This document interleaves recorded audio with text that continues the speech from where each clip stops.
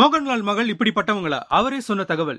மலையாள திரையுலகின் super star Lalettan அதாங்க மோகன்லால் இப்ப பயங்கர ஹாப்பில இருக்காரு. அதுக்கு காரணம் அவங்களோட மகள் விஷ்மயா தொடக்கம் அப்படிங்கிற படம் மூலமா சினிமாவில் என்ட்ரி ஆகிற விஷ்மயாவை பத்தி மோகன்லால் ரொம்ப பெருமையா சில விஷயங்களை ஷேர் பண்ணியிருக்காரு. அவர் பேசும்போது, நான் என்னோட வாழ்க்கையில சினிமாவுக்கு வருவேன்னு ஒருபோதும் நினைச்சது கிடையாது.